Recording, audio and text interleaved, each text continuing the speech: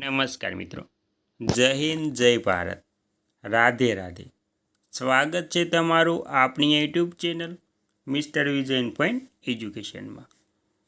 તો મિત્રો, આજે આપણે વાત કરવાના છીએ કે ગુજરાત રાજ્યના પેન્શનરોના પેન્શન વધારા અંગે સૌથી મોટો નિર્ણય આજરોજ તારીખ 13/7/2026થી લેવાયો છે તેના વિશે. તો મિત્રો, તમે પણ ગુજરાત રાજ્યના એક પેન્શન ધારક છો તો તમારા માટે આ માહિતી ખૂબ જ ઉપયોગી થવાની છે, કેમ કે તમારા પેન્શનમાં સૌથી મોટો વધારા અંગે નિર્ણય લેવામાં આવ્યો છે અને જો આ નિર્ણય લેવાશે તો ગુજરાત રાજ્યના પેન્શનરોને કેટલો ફાયદો અને નવા લાભો કયા મળવાના છે અને આ નવા લાભો લેવા માટે પેન્શનરોએ કઈ પ્રક્રિયા પૂર્ણ કરવી પડશે, તેના માટે તેમને કયા પુરાવા આપવા પડશે અને બેંકે જેમાં તમારું અકાઉન્ટ છે તેમાં કઈ ડોક્યુમેન્ટ અપડેટ કરવા પડશે તેની સંપૂર્ણ વાત આજે આપણે આ વિડીયો મારફતે કરવાના છીએ. તેથી વિડીયોને અંત સુધી જોવા નમ્ર વિનંતી અને તમે આપણી ચેનલમાં નવા હોય તો આપણી ચેનલને સબસ્ક્રાઈબ કરવા નમ્ર વિનંતી, કેમ કે આવી કોઈ પણ નવી અપડેટ આવે તે નોટિફિકેશન સૌથી પહેલાં તમને મળી રહે. અને વિડીયો ગમે તો લાઈક કરવાનું ભૂલતા નહીં. તો સંપૂર્ણ વાત વિગતવાર જાણીએ.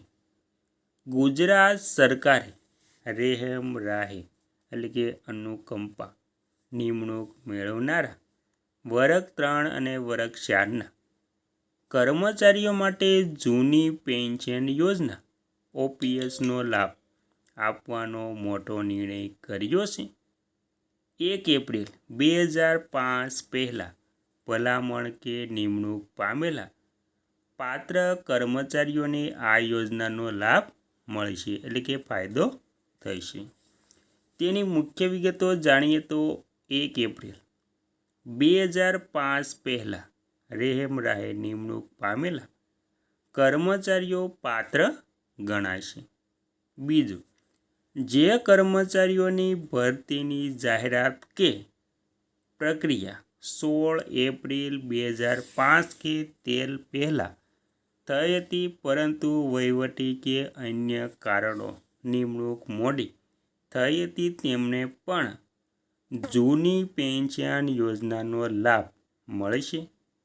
ત્યારબાદ આ નિર્ણયથી ગુજરાતના હજારો કર્મચારીઓને મોટી રાહત મળશે.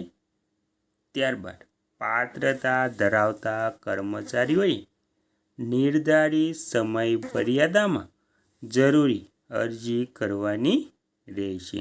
અને અન્ય પેન્શન અપડેટમાં વાત કરીએ તો દેશમાં 8મા પગાર પંચ હેઠળ લઘુત્તમ પેન્શન વધારીને ₹45,000 સુધી કરવાની પેન્શનર સંગઠનો દ્વારા માંગ કરવામાં આવી રહી છે.